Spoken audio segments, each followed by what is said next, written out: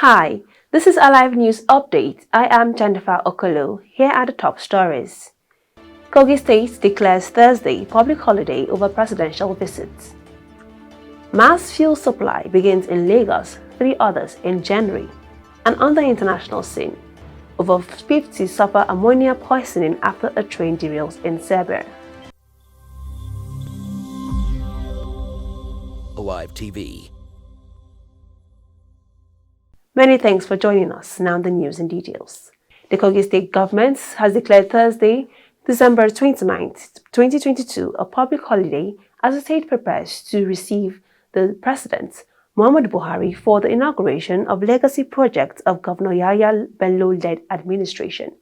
A statement issued by the State Commissioner for Information and Communications, Kingsley Fanwo, urged the people of the state to come out en masse to receive the president and display the hospitality for which we're known. The state government also encouraged all labor unions and security agencies in the state to ensure full compliance. Now moving on. Nigeria imports drugs worth 205 billion naira in 9 months. Medications worth 205 billion were imported into Nigeria from January to September 2022.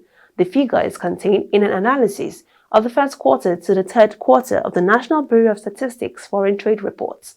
Although the data did not specify where Nigeria imported most of the medications from, it showed that the top 10 import trading partners for the quarter were China, the Netherlands, India, Belgium, the United States, South Korea, the United Arab Emirates, the United Kingdom, Germany, and Norway. Meanwhile, it was observed that the medications imported in the second quarter were the highest, followed by the importations made in the first quarter and the third quarter. Well, NATIP has rescued 1,660 trafficked persons activists, Louth agency. Now, data obtained from the National Agency for the Prohibition of Trafficking in Persons reveals that the agency rescued no fewer than 1,160 trafficked persons during the year, while the agency solely rescued 190 Nigerians from 13 countries across the world, including Mali, Libya, and the United Arab Emirates, among others. The agency rescued another 1,470 victims in collaboration with sister agencies. NATIP is a federal government agency established to fight trafficking of persons and other similar violations of rights.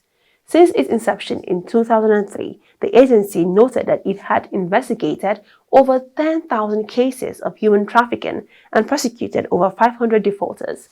Meanwhile, a gender activist, Rita Esoe, who commended the agency, also called for swift prosecution of traffickers.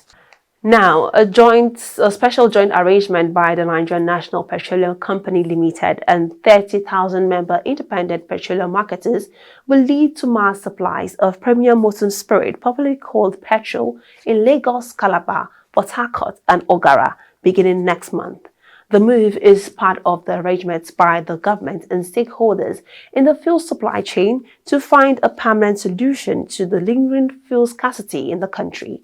Officials confirmed on Sunday that the NNPC Limited and the Independent Petroleum Marketers Association of Nigeria had agreed and selected Lagos, Port Harcourt, Calabar, and Ogara as 4 major fuel supply points from where the products will be moved to other parts of the country by IPMAN members of the independent. The conclusion was reached after a series of meetings between NNPC Limited and IPMAN. The new arrangement is expected to boost fuel supply across the country and probably put an end to the persistent fuel queues across the country. The people on the line is not helping issues. Secondly, everybody is trying to survive because, one, you need to get your petrol to go and do whatever you want, you feel like you are doing for the day.